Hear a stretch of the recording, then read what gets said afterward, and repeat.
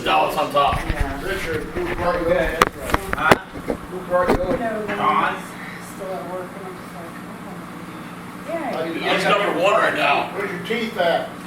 Sebastian's number one. Oh, I'm not, man, Oh, you should have seen yesterday. I know that's a good thing alive. Just have them sign them.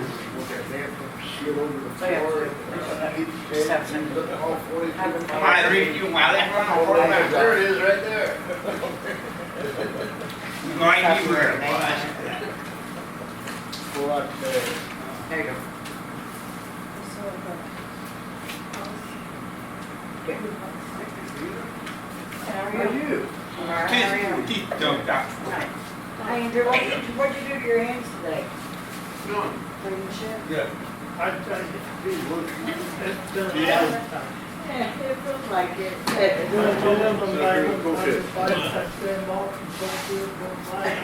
Alright. I don't know. Mine's pretty rough and dirty looking. I can't get the heat off of me. Alright. Hi, Richard.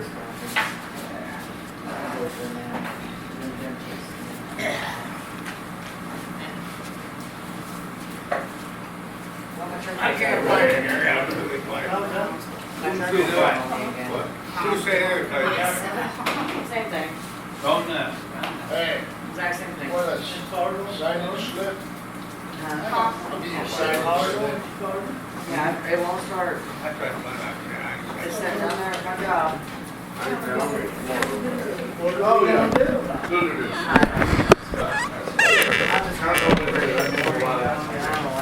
I need it, but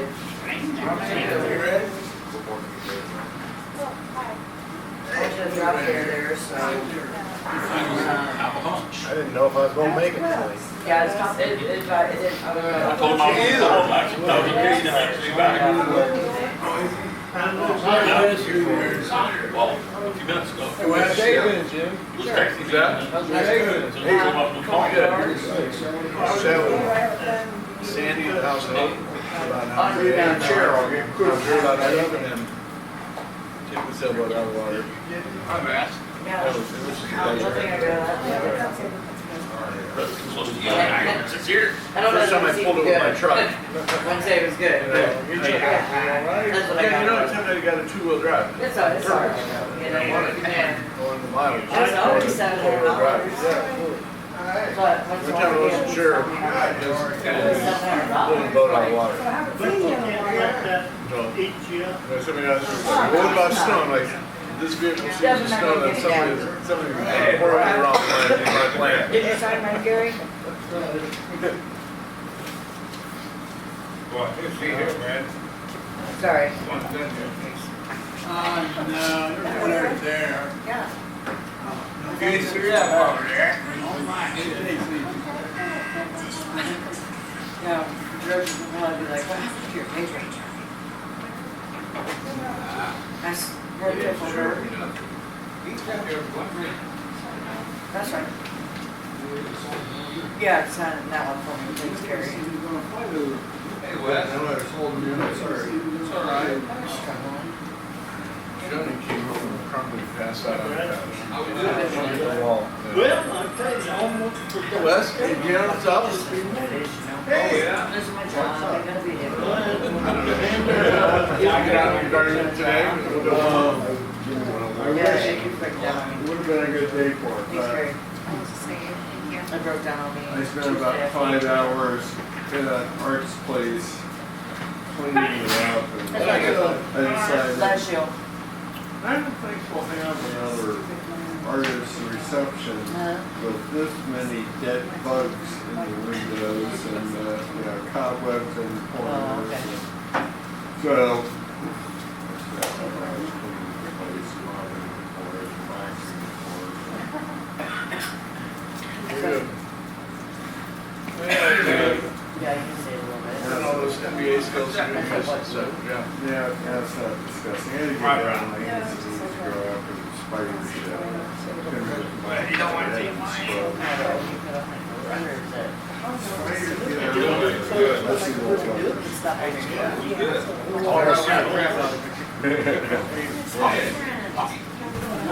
Yeah. What's that, the hockey now? No.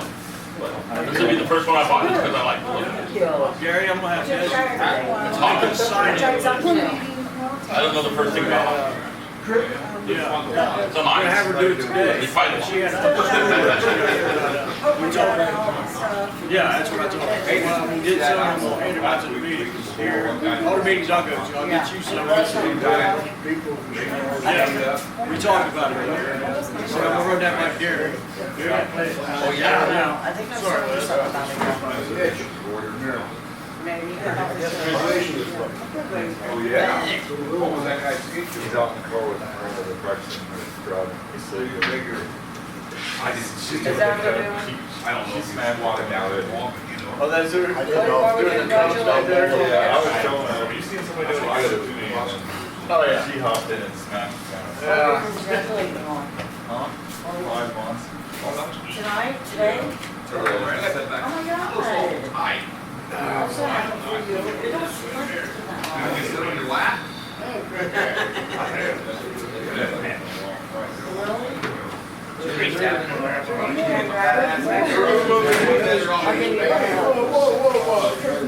No! I thought this was another.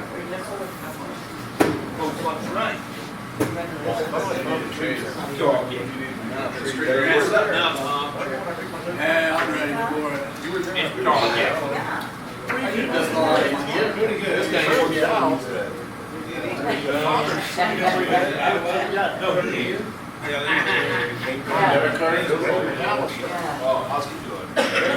He probably walked in something. You never turn in big camera in? Yeah, I know, I used to. I guess it went. Oh, you little first. I could feel, always feel first. I started today and I had nothing in my first. I didn't have Yeah. I remember mine.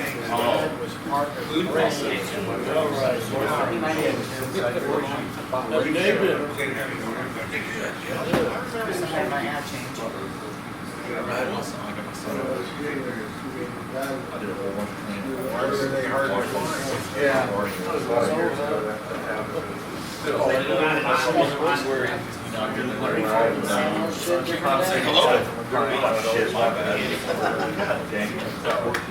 Yeah. You didn't see me, right? Yeah, that's all right. How you doing? Good, good. How's your week? Good. I got 5 months today. Yeah. I have to Oh. Yeah, I was telling her. I Cleaning up all the stuff and it's like stressful.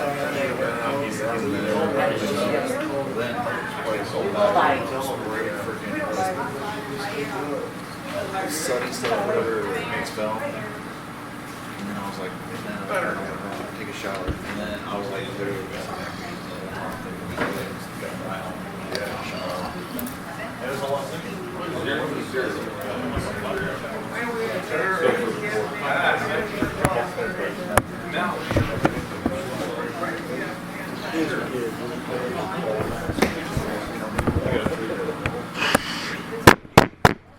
I'm Gary, I'm an alcoholic. I'd like to welcome everyone to the Friday night group of Alcoholics Anonymous.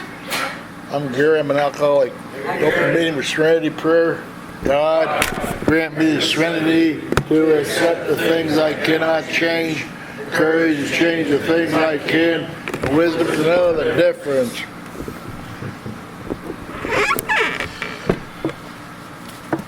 Alcoholics Anonymous is a fellowship of men and women who share their experience, strength, and hope with each other, that they may solve their common problem and help others to recover from alcoholism. The only requirement for membership is a desire to stop drinking. There are no dues or fees for any membership. We are self-supporting through our own contribution. It is not allied with any sect, denomination, politics, organization, or institution. It does not wish to engage in any controversies, neither endorses nor opposes any causes. My primary purpose is to stay sober and help other alcoholics achieve sobriety. I've asked my friend Jim to read how it works. Good evening, everyone. Hey, Jim. Jim, I am an alcoholic. How it works. Rarely have we seen a person fail who is slowly following their path. Those who do not recover are people who cannot or will not begin themselves to a simple program. constitutionally capable of being honest with themselves. There are such unfortunates. They are not at fault. They seem to have been born that way. They are naturally incapable of grasping and developing a manner of living which demands rigorous honesty. Their chances are less than average. There are those, too, who suffer from great emotional and mental disorders, but many of them do recover if they have the capacity to be honest. Their stories disclose in a general way what we used to be like, what happened, and what we are like now. If you have decided you want what we have and are willing to go to any length to get it, then we are ready to take certain steps. But some of these we balked. We thought we could find an easier, softer way, but we could not. With all the earnestness at our command, we beg of you to be fearless and thorough from the very start. Some of us have tried to hold on to our old ideas, and the result was nil until we let go, absolutely. Remember that we deal with alcohol, cunning, baffling, powerful. Without help, it is too much for us. But there is one who has all power, that one is God, and we find him now. Half measures availed us nothing. We stood at the turning point. We asked his protection and care with complete abandon. Here are the steps we took, so suggested as a program of recovery. 1. We admitted we were powerless over alcohol, that our lives had become unmanageable. 2. We came to believe that a power greater than ourselves could restore us to sanity. 3. Made a decision to turn our will and our lives over to the care of God as we entered Him. 4. Made a searching and fearless moral inventory of ourselves. 5. Admitted to God, to ourselves, and to another human being the exact nature of our wrongs. 6. We're entirely ready to have God remove all these defects of character. 7. Humbly asked Him to remove our shortcomings. 8. Made a list of all persons we had harmed and became willing to make amends to them all. 9. Made direct amends to such people wherever possible, except when to do so would injure them or others.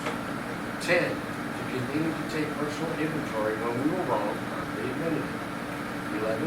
Sought through prayer and meditation to improve our conscious contact with God as we understood Him, praying only for the knowledge of His will for us and the power to carry that out. 12. Having had a spiritual awakening as a result of these steps, we tried to carry this message to alcoholics and to practice these principles in all our affairs. Many of us exclaimed, "What an order! I can't go through with it." Do not be discouraged. No one among us has been able to maintain anything like perfect adherence to these principles. We are not saints. The point is that we are willing to grow along spiritual lines. The principles we have set down are guides to progress. We claim spiritual progress rather than spiritual perfection. Our description of the alcoholic, the chapter to the agnostic, and our personal adventures before and after make clear three pertinent ideas. A, that we were alcoholics and could not manage our own lives. B, that probably no human power could have relieved our alcoholism. C, that God could and would. Thank you, Jim. I've asked my friend Charlie to read the 12 traditions. I'm Charlie Alcoholic. Charlie. The 12 traditions. One are Commonwealth Christian company. First, recovery depends upon AA unity. 2, for our group purposes, one authority. We love each God as He may express Himself. Our good conscience. Our leaders are the trusted servants. We do not govern. 3, the only requirement for AA membership is the desire to stop drinking. 4, each group should be autonomous except in matters affecting other groups or AA as a whole. 5, each group has one primary purpose: to carry its message to the alcoholic and substance. 6, an AA group never endorse finance or an AA name. To any related facility or outside enterprise, these property and problems of money, property and prestige divert us from our primary purpose. 7, every AA group must be fully self-supporting, finding outside contributions. 8, Alcoholics Anonymous should remain forever professional. Their service centers may employ special workers. 9, AA as such ought never be organized, but we may create service boards or committees directly responsible to those they serve. 10, Alcoholics Anonymous has no opinion on outside issues. Hence, the AA name ought never be drawn into public controversy. 11, our public relations policy is based on attraction rather than promotion. We always maintain personal anonymity at the level of press, radio, and business. 12, anonymity is a spiritual foundation of what our traditions have reminded us to place principles for personality. Thank you, Charlie. That's my friend Tom to read the promises. Tom, alcoholic. I told Promise. Spiritual life is not a theory we have to live it. Unless one family expresses a desire to live upon spiritual principles, we think we ought not live. We should not talk incessantly to them about spiritual matters. They will change in time. Our behavior will convince them more than our words. We must remember that 10 or 20 years of drunkenness is what gets God in. There may be some wrongs we can never fully right. We don't worry about them. We can honestly say to ourselves that we were righteousness with good. Some people cannot be seen. We send them an honest letter, and there may be some valid reasons for covenant in some cases, but we don't delay if they can be avoided. We should be sensible, tactful, considerate, and humble without being servile or critical. As God's people to stand on our feet, we don't call before anyone. We're painstaking about this phase of our development. We'll be amazed before we're halfway through. We're going to a new freedom and a new happiness. We will not regret the past nor wish to shut the door on it. We comprehend the word serenity and we will know peace. No matter how far down the scale we've gone, we will see our experience and benefit of it. That feeling of uselessness and self-pity will disappear. We will lose interest in selfish things and gain interest in ourselves. Self-seeking will slip away. Our whole attitude not looking upon life will change. We are frequent of economic insecurity will leave. We will intuitively know how to handle situations deep to baffle us, and we will suddenly realize that God is doing for us what we cannot do for ourselves. Are these extravagant promises? They are being fulfilled among us. Sometimes quickly, sometimes slowly. They will always materialize if we work. Thank you, Tom. That's my friend Sally to read the reflections. Sally, alcoholic. Sally. Daily reflection, November 3rd. Focusing and listening. There is a direct linkage among self-examination, meditation, and prayer. Taken separately, these practices can bring much relief and benefits. 12 Steps in 12 Traditions, page 98. If I do my self-examination first, then surely I'll have enough humility to pray and meditate, because I'll see and feel my need for them. Some wish to begin and end with prayer, leaving the self-examination and meditation to take place in between. Whereas others start with meditation, listening for advice from God about their still hidden or unacknowledged defects. Still others engage in written and verbal work in their defects, ending with a prayer of praise and thanksgiving. These three, self-examination, meditation, and prayer, form a circle without a beginning or an end. No matter where or how I start, I eventually arrive at my destination, a better life. Hey, Sally. I've asked my friend Paul to read 24-hour book. Paul, an alcoholic. November 3rd, thought for today. I have charity, another word for love. A right kind of love which is not selfish passion, but unselfish. Outgoing desire to help other people, to do what is best for the other person, to put what is best for him or her above my own desires, to put God first, the other person second, and myself last. Charity is gentle, kind, understanding, long-suffering, and full of desire to serve AA. Have given me this. What do I do for myself is lost. What I do for myself is lost. What I do for others may be written somewhere in eternity. Have I charity? Meditation for today. Ask what you will do, and it shall be done unto you. God has ultimate power. There is no limit to what his power can do in human hearts. But we must will to have God's power, and we must ask God for it. God's power is blocked off from us by our indifference to it. We can go along our own selfish ways without calling on God's help, and we can get no power. But when we trust in God, we can still have the power we need. When we sincerely ask God for it, we get it abundantly. Prayer for today. I pray that I may will to have God's power. I pray that I may keep praying for the strength I need. Thanks, Paul. Thanks, Paul.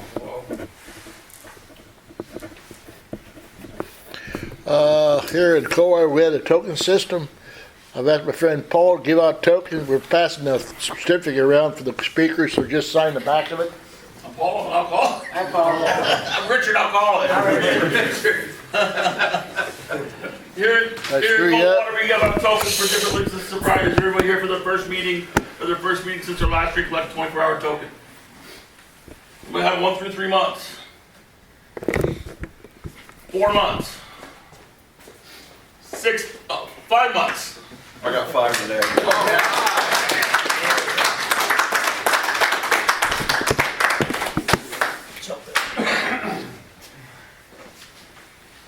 6 to 9 months. I got 6 today. All right. Good job.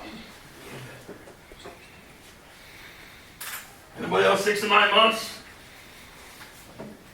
10 or 11? 1 year? Any year thereafter? Anyone have any sobriety they'd like to mention tonight? Yeah, they're drinking, take yourself a higher power hand. Thank you, Richard. Thanks, Richard. All right, as far as announcements, on December the 3rd, Richard, right? December 3rd, yeah. December 3rd, we had the GSR meeting. That's alternate GSRs and GSRs. If anybody's interested in service, you're all welcome to come. It's at the Chabez House. Starts at 1:15. Usually takes about an hour. All right. There's a new meeting starting in Portland, Indiana on Tuesday at the Zion Evangelical Lutheran Church at 218 East I Street, Portland. It's a literature meeting. Starts at 7. That's the same place. They have a Saturday morning meeting. The meeting used to be at the Ace Hardware store in Portland. They moved it to the same place. And it starts at 10 o'clock. And there's the thing you can zoom in on and find out where the activities is for Al-Anon AA. So,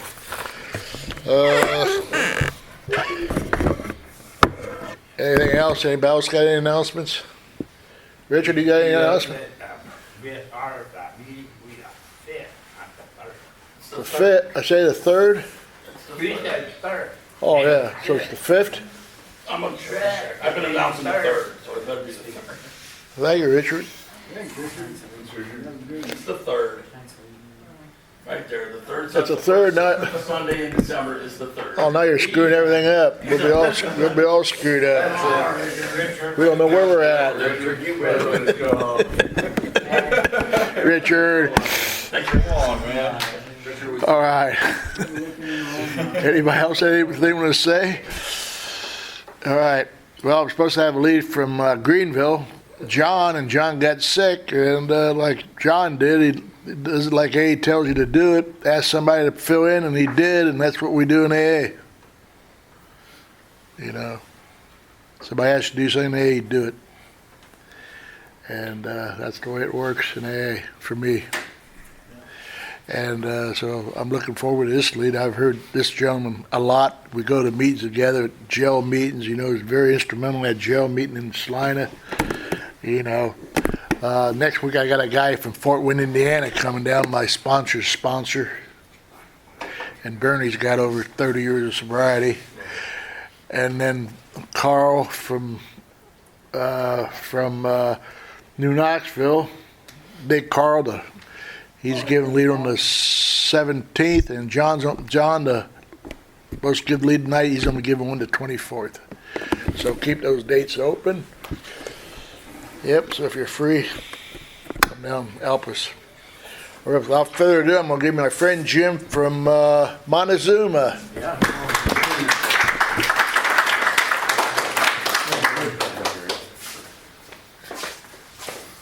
I'm Jim, I'm an alcoholic. Hi, everybody. Handlebar Rick used to say I'm a real alcoholic. I like that. I'm talking like, genetically predisposed to drink myself to death alcoholic. That's the kind of guy, that's kind of drunk that I am. That's insane. That's really insane that we have that in us, But my experience tells me that y'all are insane too, so we're in good company, right? So the story I'll tell you should be familiar in one form or another. My date of sobriety is September 7th, 2013. So this past September I celebrated 10 years of sobriety. which was a big damn deal for me. Yeah. But it didn't start for me 10 years ago. My journey goes back 30 years. I was 20 years with extended periods of sobriety. I got drunk after 10 years, I got drunk after 5 years, and I got drunk again after 4 years before I hit the bottom that I hit when I came to live in Salina. So I'll tell you, I'll try to blow through the what it was like part so I can get to what it's been like here lately. Because that's a good part. That's the stuff that makes sense to me. All the stuff from back when I was drinking, it doesn't really make sense as I go back. But so I was born and raised in Akron, birthplace of AA. I was raised on Mineola Avenue, which is about 8 or 9 blocks away from Dr. Bob's house.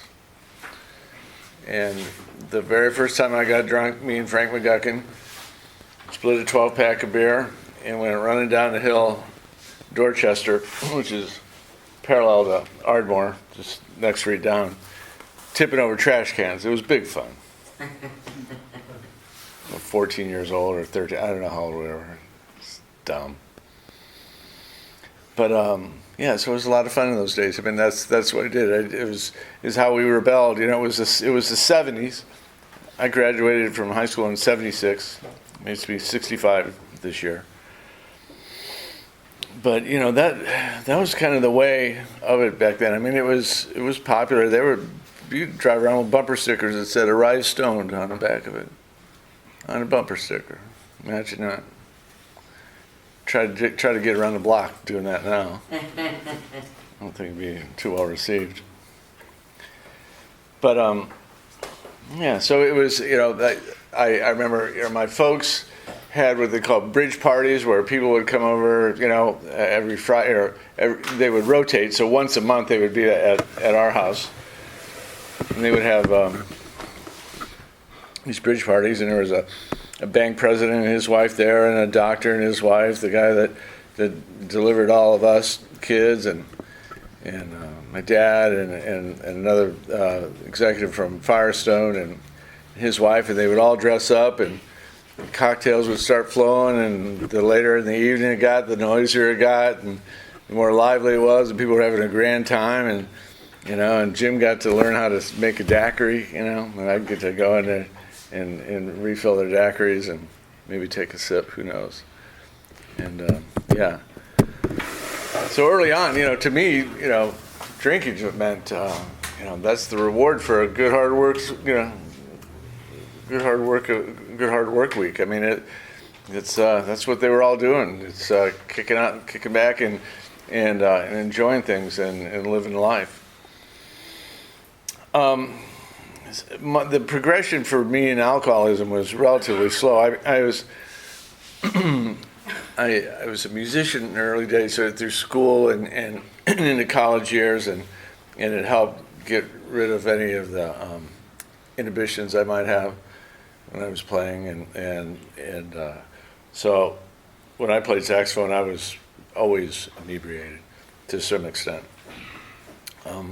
Those years took me into some college years, and then I started working professionally and with a couple different companies, and it was just I turned into a daily drinker, just usually every evening when I would get off work, and that, you know, that's stayed at a certain level, you know, hitting it harder on the weekends, but then, you know, still every single night, all the way through my 20s.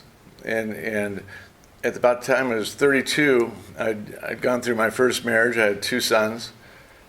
That marriage was a train wreck.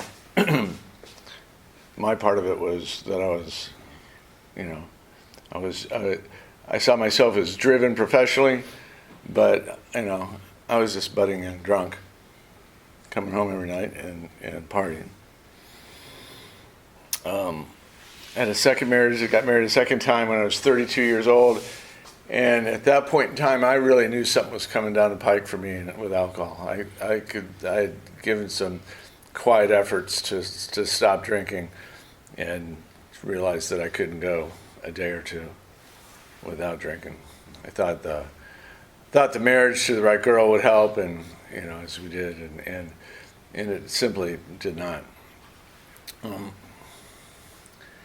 I was aware of Alcoholics Anonymous since I was in my mid-20s. My mom got sober, and alcoholism runs in my family. And as I stand here today, my mom was sober for 35 years when she died.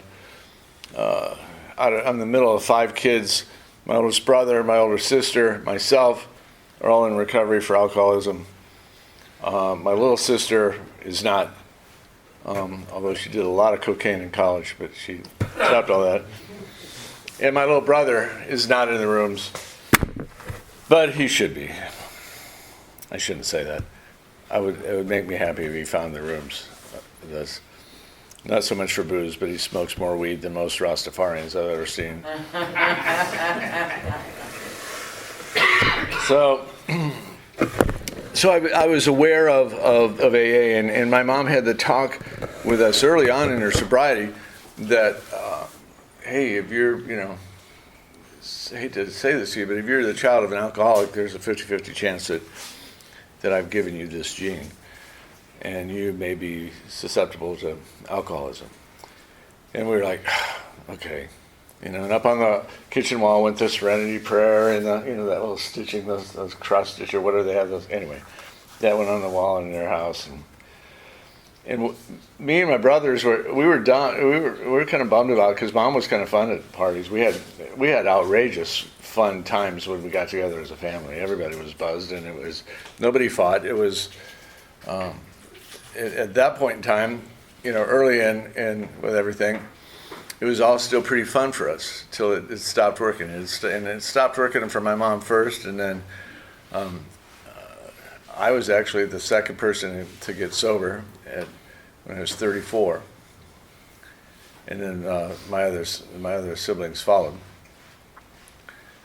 So I knew where I needed to go when I could not stop. I finally had 2 years into this second marriage, I threw up my arms and I declared myself an alcoholic, and I went to treatment for 3 weeks, Parkside in Columbus.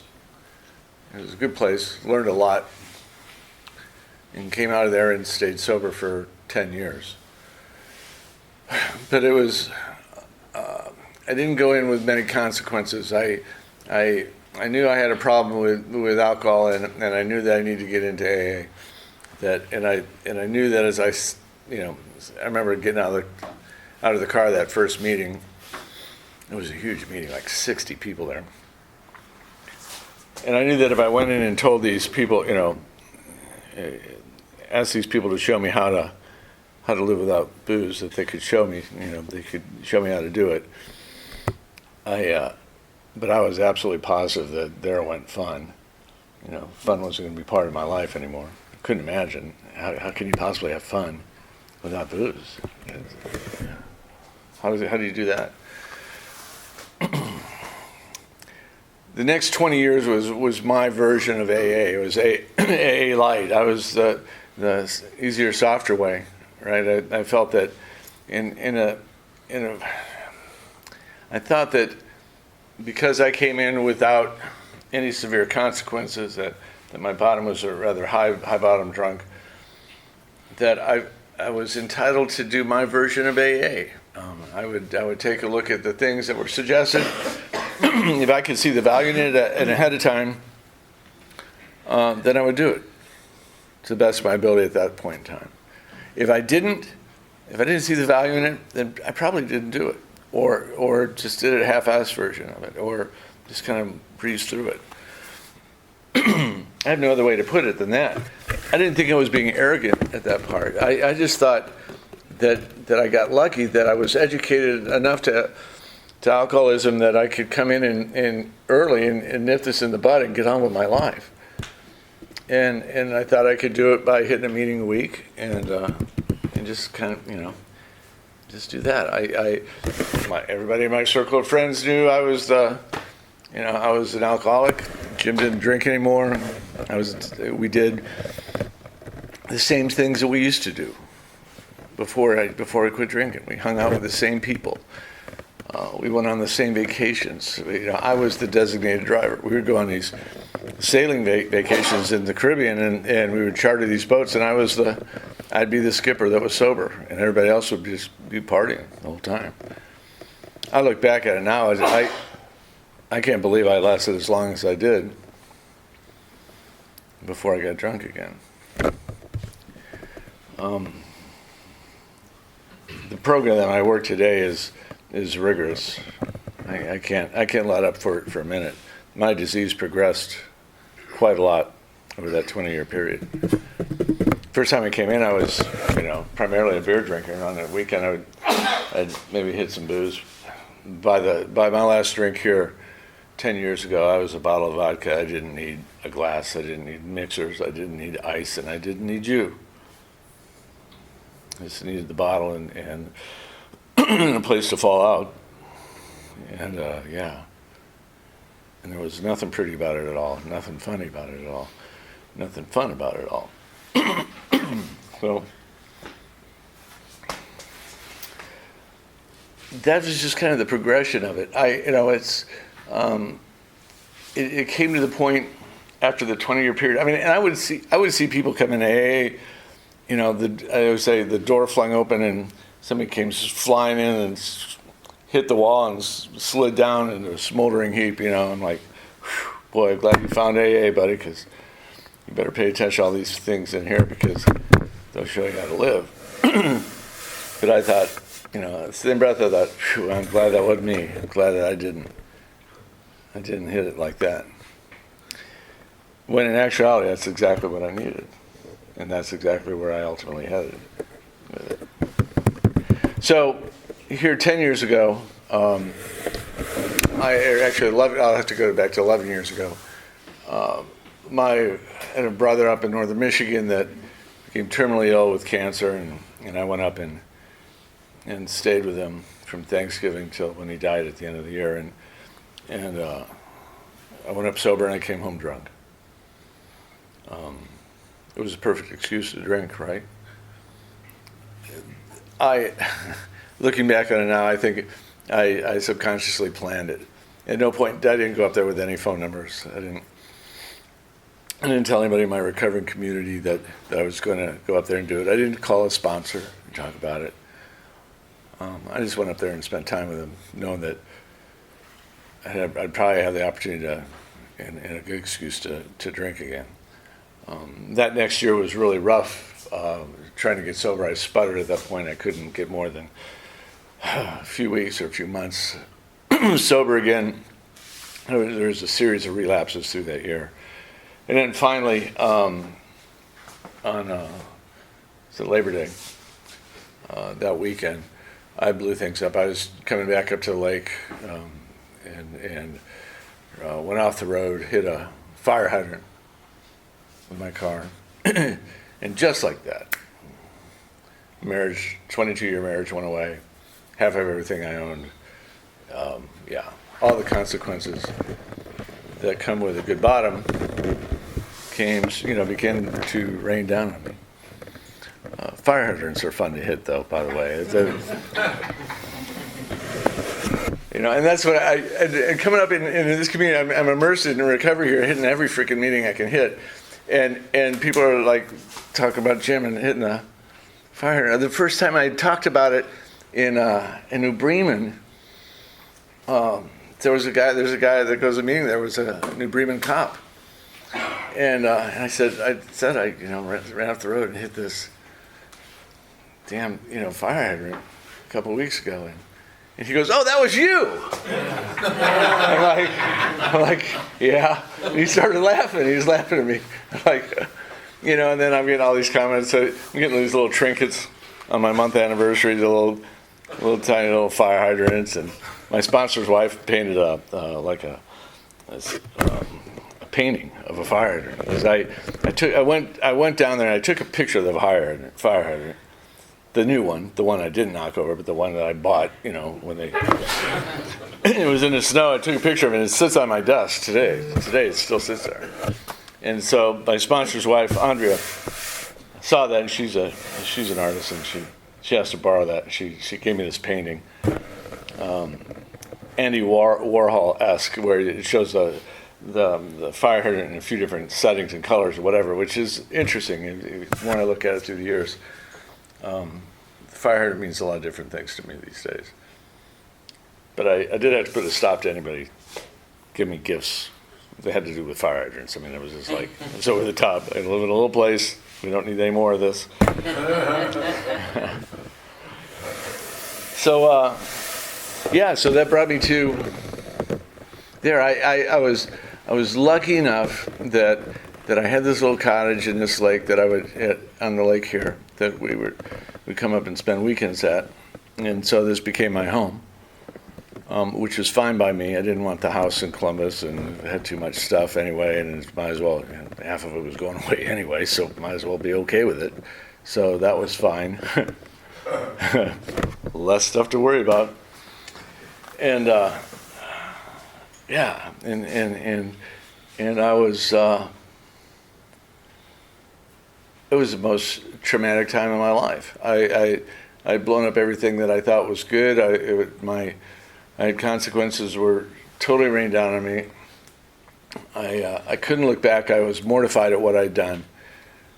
I couldn't look forward. I was overwhelmed by the consequences of raining down on me, and I could not imagine life without all these things, going into this new spin of change, which just left me for that day, and that was a blessing. So I just did it a day at a time, just like they say.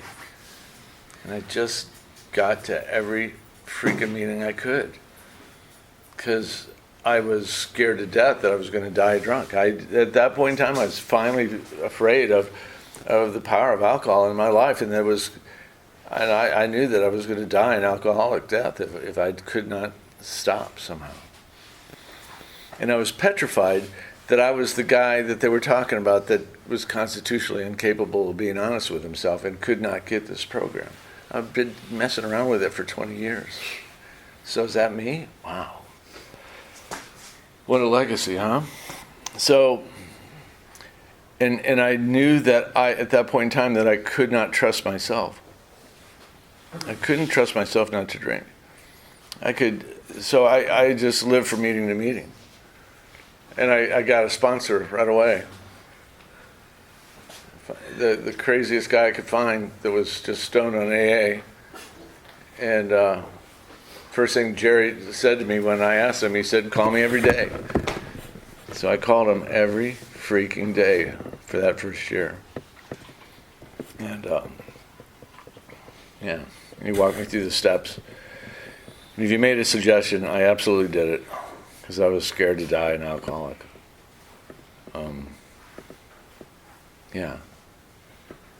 I thought it was a funny request. I didn't question him why he wanted me to call him every day, but I then realized down the road that, of course, that he was offering for me to build in some accountability into my program. Wow, what a gift! I mean, because if you're a guy that can't trust himself, then maybe accountability is something I need, some real accountability. For some reason, it wasn't. It didn't work with being accountable to, was my ex-wife. I could have, but for some reason, I couldn't. I knew that I could not pick up the phone and call this guy drunk. I couldn't do it.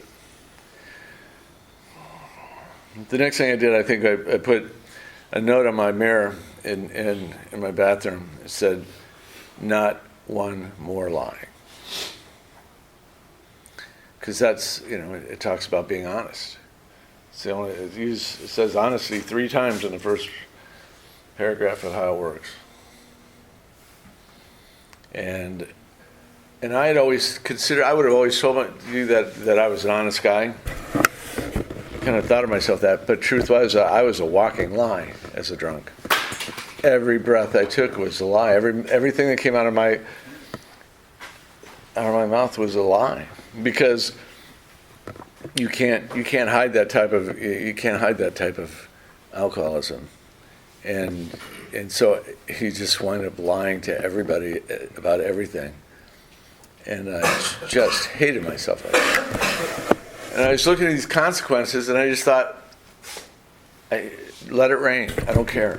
Just let it rain. Just not one more lie. I'm not going to say any untruth again. I'm just not. One day at a time. And whatever, I told myself, whatever consequence came, let it come. I knew that somehow the only way I was going to get out of this, what I considered this dilemma, was to be honest and to follow these directions as best I could for every suggestion that they gave me in AA. And so that's what I did. I went to, there were days I hit, many days I hit 2 meetings, sometimes a third. I found this amazing group of people that y'all belong to here, this amazing recovery net community that we have that became, my very best friends. Confidants and yeah, together we get sober. It's an amazing gift to have a bunch of people that you can find. I'm amazed. I mean, drink myself to death and I can find a room in the basement in Coldwater, Ohio with 30 people that are just like me, right? That's amazing. What a gift. So, a day at a time, y'all showed me how you did it, and then I could, do it too. I wrote some things that I always like to touch on, but I remember thinking early on, sitting at a table, because AA to me, before when I was in Columbus, it was easy to get lost in the shuffle there. These meetings were big. I mentioned the first one, there'd be 30, 40, 60 people at these meetings, big. And you could get lost in a crowd there.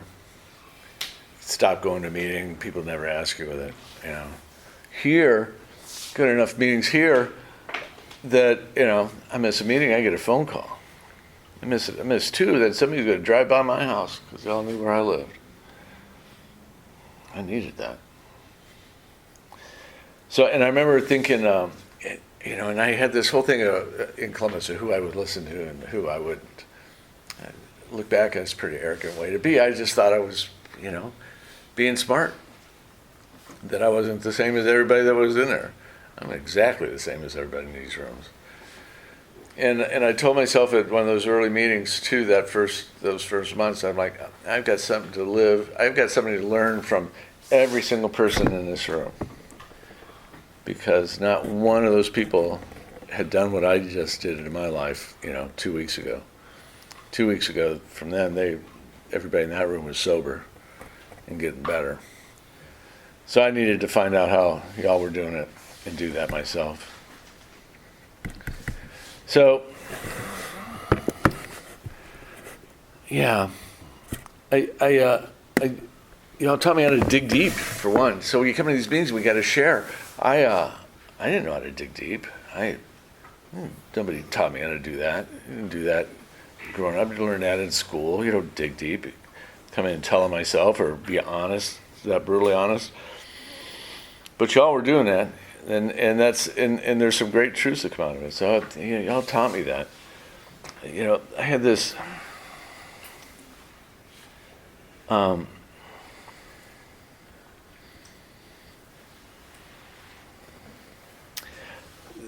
used the phrase with meetings that it was that my when I came in drunk this last time, my program was a telephone line on the ground, and every meeting I could get to, I stuck a telephone pole up underneath it.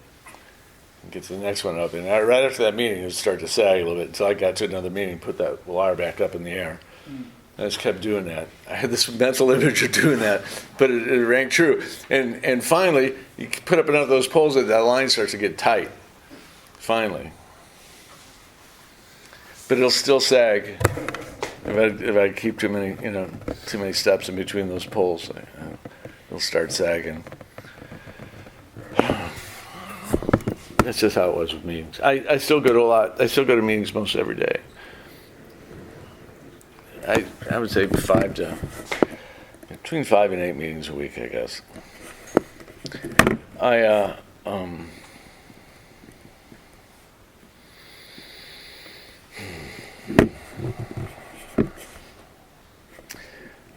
Somebody said so. I was like telling this part.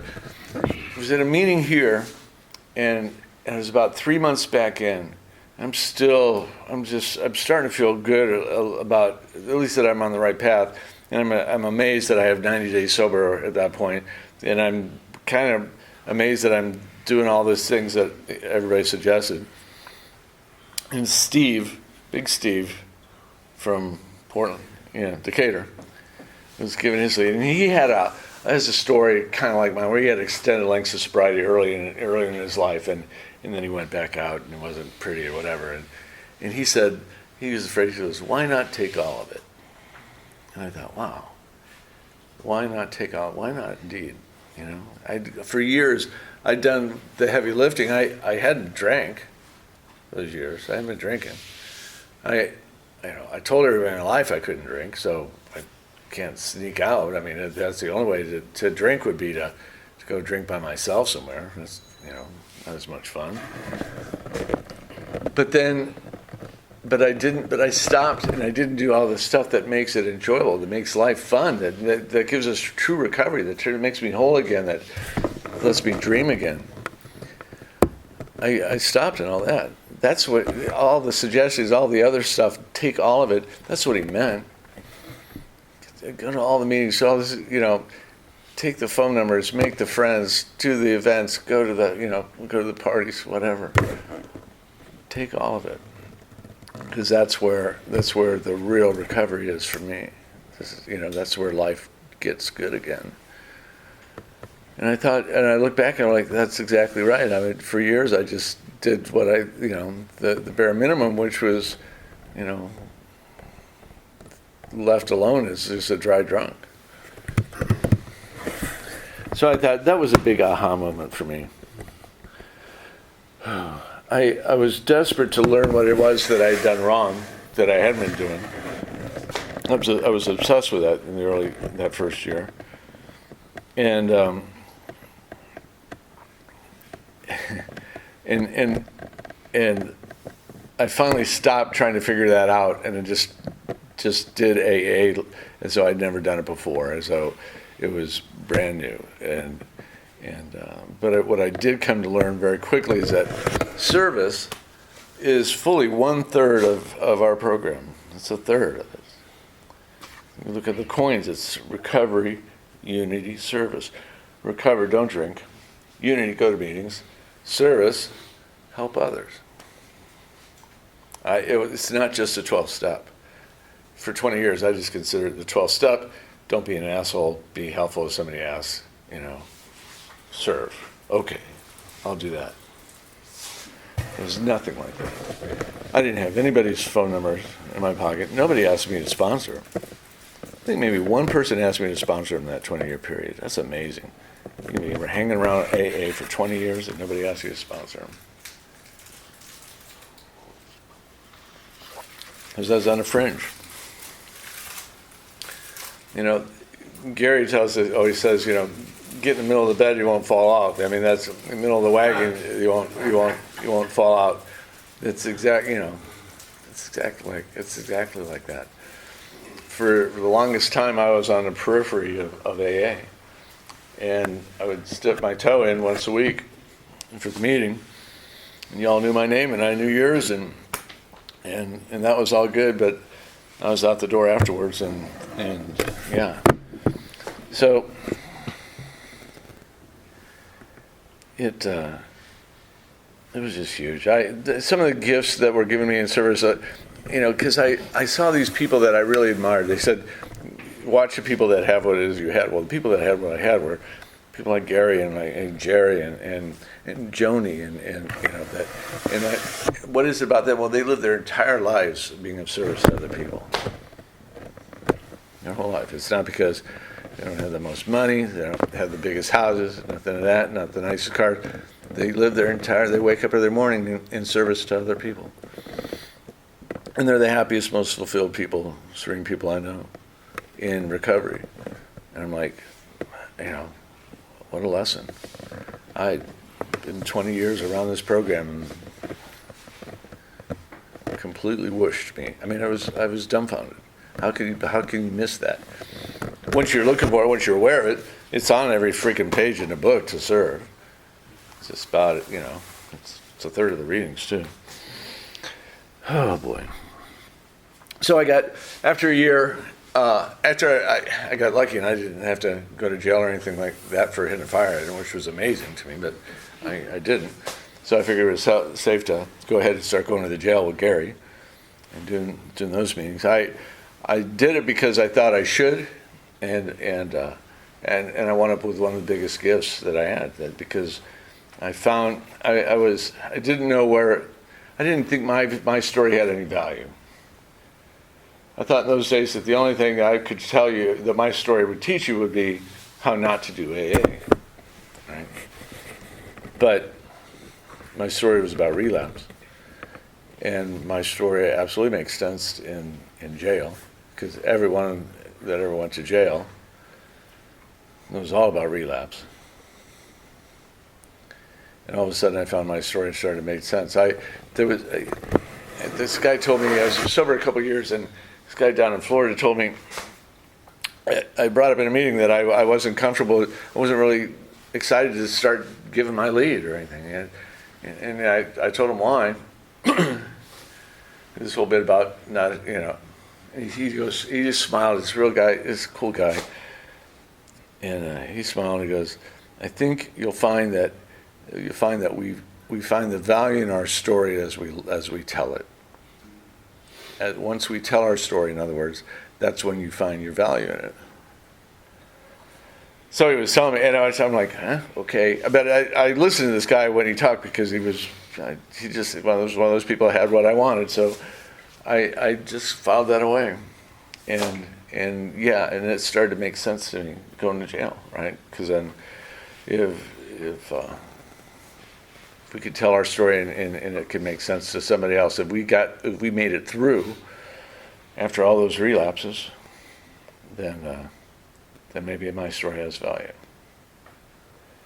And now what I believe now today is that I've got to tell my story, because if I don't tell my story, then I'm just a guy that fucked up his life once upon a time. Now my story has value. So if I can be of service to my recovering community, the same community that got me sober and it showed me a new life, if I can be of service to that by telling my story, then that's the magic of Alcoholics Anonymous. And coming to these rooms every night. Pretty neat. I learned a lot. I learned, pride versus humility, and the value in that. How, I always thought that I wanted more pride and to stay away from humility, because humility was humiliation, and I was exactly wrong in life. I need the more humility I can raise, then the lower my pride is, and things get much better. and I'm able to see clearly in so many aspects of life. If you've never thought of that, think about that in sobriety, and it's always a big aha moment. It's just important for me. We get to do a little bit of, even the House of Hope, even though that we get to serve in that community when we can, and did some groundwork with those folks when they were getting their doors open. It meant a lot. It connected the recovering community with the community at large. I think it has value there. They make a lot of mistakes, I think, with their version of recovery, but it's not for lack of good intent. They just don't know what they don't know.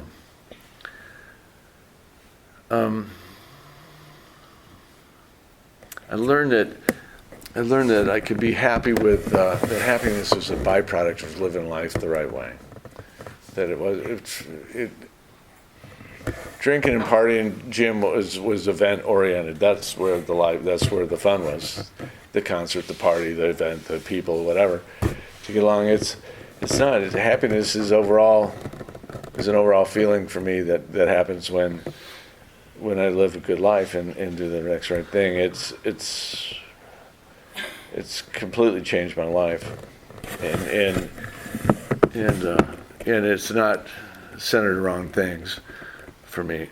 A little bit about boats. I mean, I got a boat problem, but so those just make me happy. So that's what happens. But I am. And here's the other big surprise to me is that I had the opportunity to start dreaming again. Because our addictions, in case you haven't noticed, kill our dreams. It's every single one of them. You think back to your youth and the dreams that you had as a kid are coming up, and real live dreams, the things that you wanted to accomplish or do or whatever. They completely get stuffed out in addiction. Don't convince, it's not a fantasy. It's not, we can lay around drunk and high and fantasize, but I'm talking about real dreams, things that we want after. I mean, and so I started to dream again. I mean, what a gift. I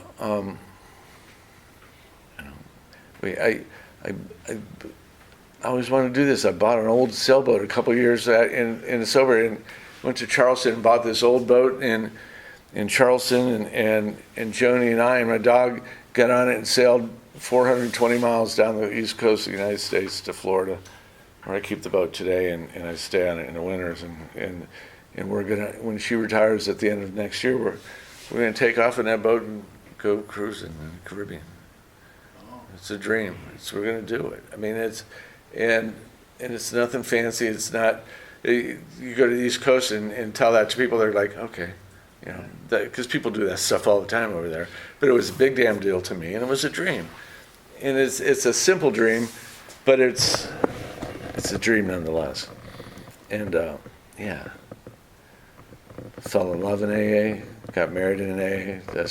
I'm so blessed, and I get to live this good life with y'all, and I'm very, very grateful. So I'll leave you this. I've got this template that I talk about, and I'll describe it for those who haven't heard me talk about it. But I've got this template for a sober day. It's something I feel that if I do this, if I lay this template on any given day on my calendar, and I'm going to be okay.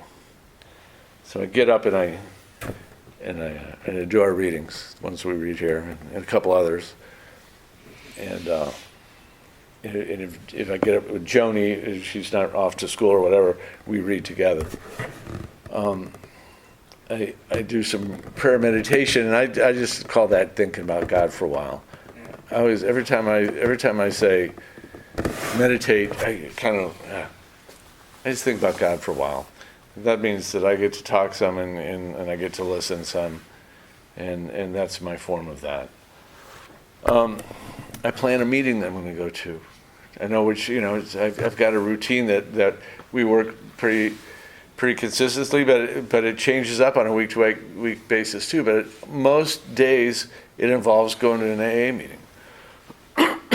And then I think of another alcoholic that I'm going to talk to that day. It might be my sponsor, it could be a sponsee, it could be a number of people or a number of calls. But something I'm going to talk about recovery with somebody on the phone or face to face through that day. And then at the end of the day, I thank God for another sober day and ask Him for His grace again tomorrow. It's a simple thing. It seems like a lot to do, but it's not. The things that I do for recovery today are simple. If I think of all the things that I did to stay drunk, I am. I've got a lot more spare time, doing it this way, and I'll have an opportunity to live a little bit longer too. I know I wouldn't be here today if it were not for AA. I'd have drank myself to death by now. So thank you for that. That's all I got. Thank you. Thank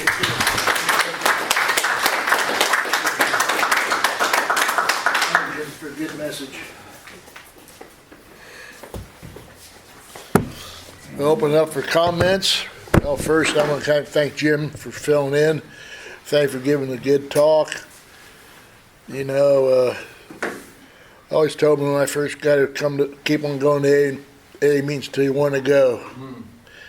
Okay, well, there's a lot of truth in that, you know, and it seems like the more we give, the more we receive. You know, and so I want to thank you for being my friend, Jim. Thank you, Gary. We'll open for up comments. Name's Tom Alcoholic. Hey, Tom. Oh, thank you, Jim. I've never heard you before. I've seen you quite a few times. That was a great message. I never heard that from you. I had no idea. There was just some things you said that I had no idea. And I'm really glad I came tonight. Thanks, buddy. Thanks, Tom. Steve, alcoholic. Steve. Jim, I just love you, man. You know that. Thanks. It's just amazing. As you were talking, I had to start taking notes. Yeah. And it's amazing how much our stories parallel one another.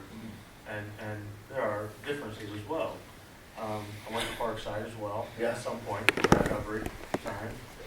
Parents had house parties. Yeah. Pinochle. I hit something, not a fire hydrant, but a utility pole. Snapped in half. I played the saxophone. Really? I go to lots of meetings as well. I had those periods of dry drunks. And so I struggled with all those things. I do my best to do service work. Today was a good example of that. I don't really consider it service work, but it was just something nice to do for someone. And I just took the day off today from working on a project that I'm working on. And I said, I'm going to take the day off, and I'm just going to go around and I'm going to do some nice things for some people. And that's what my day was, and it was a great day. I really enjoyed that.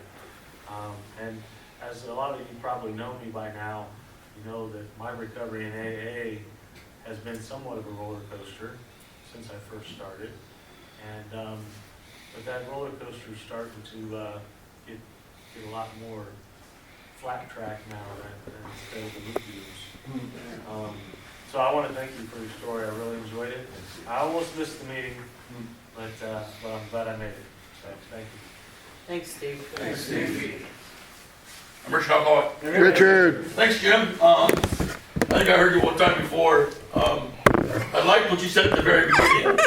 And I believe the same thing about me. I'm genetically predispositioned to drink myself to death. I really like that.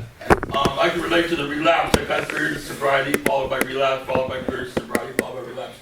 And the dry drunks, I did that for the last couple of years before I got drunk, and then I came back to AA. And it's a really good message. Only had looked at the title once, I think, maybe twice. But it was, usually I judge how good a lead is by how many times I have to look at my watch. You did a pretty good job, thank you. A couple times, that's good, isn't it? Thanks, Richard. Hi, Steve. Steve. Jim, I remember when you came around here. Yeah. You know, I'm still at home, guys over Mountain. Yeah.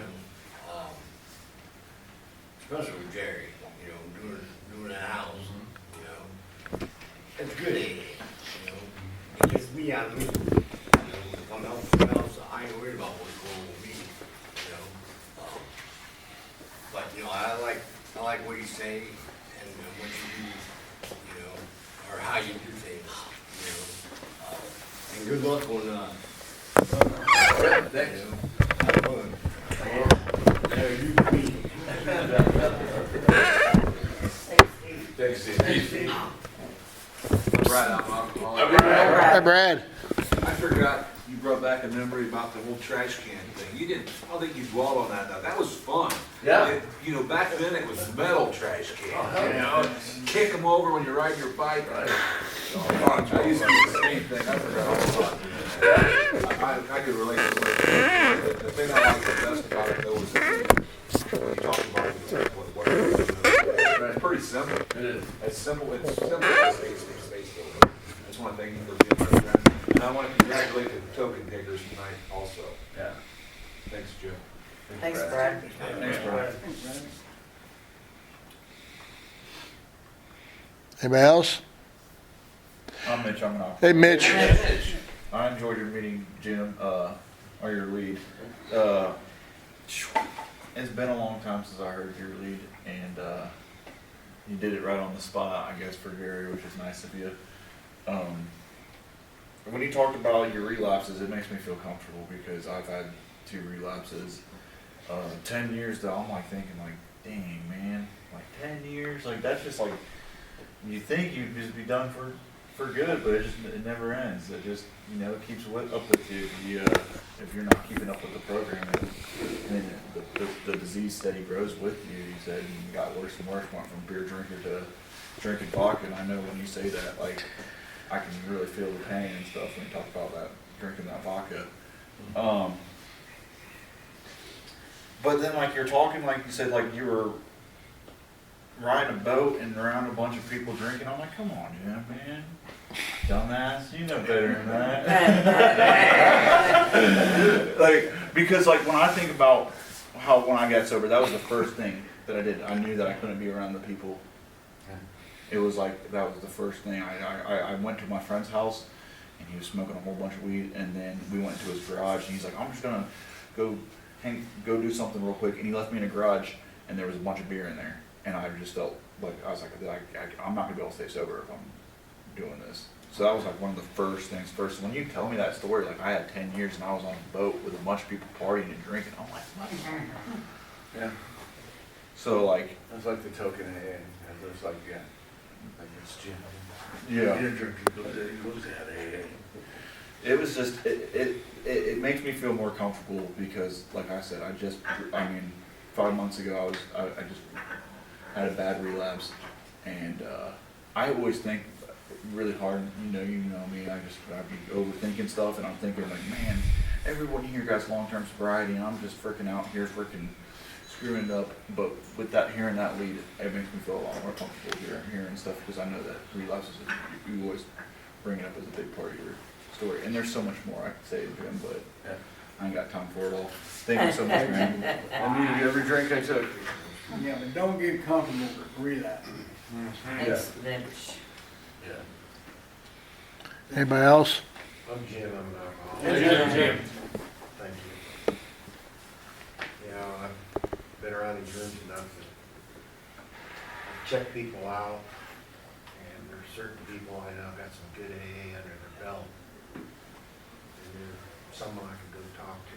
You and Joni, you're both on that list. I can count on you, I can trust you, and trusting people was the hardest part for me. When I'm taking these drinks, I couldn't trust anybody. And I was the DD. I finally got away from that. I just got to the point, I don't even want to go to those parties. Yeah. Just, I don't feel comfortable, my skin starts crawling, and I've learned enough to know I'm playing with fire. And if you play with fire long enough, you're gonna get burnt. So get away from it. And my morning starts out, like the old timers told me when I got in here, ask God to stay sober that day and thank Him at night. And it went like that for a while, and then somewhere along the way it changed. And the first thing I do is I wake up in the morning and say, thank you, God. Thank you for another sober day. So, thank you. Yes, Jim. Thanks, Jim. Well, Mitch, congratulations on your 5 months. Yeah. Congratulations to anybody else that took tokens. Don got 6. Don. Yeah, 6. Good boy. Yeah, here you're back. Here you good token. Yeah, keep coming back.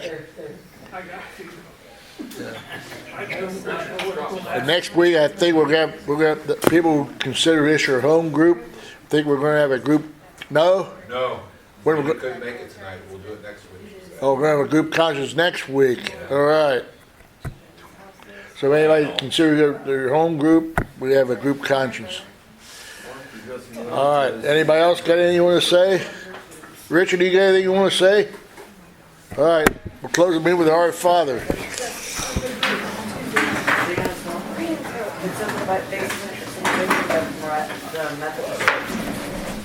How you doing? Yeah, you won't laugh. Well, people for this big a circle. Come on. Spread out. I am not Mr. Fantastic. There we go, that's better. Who's father? Our Father, who art in heaven, hallowed be thy name. Thy kingdom come, thy will be done, on earth as it is in heaven. Give us this day our daily bread, and forgive us our trespasses, as we forgive those who trespass against us. And lead us not into temptation, but deliver us from evil. Let thy kingdom, power, and glory forever. Amen. Keep coming back. Words. Not hard to pray at that.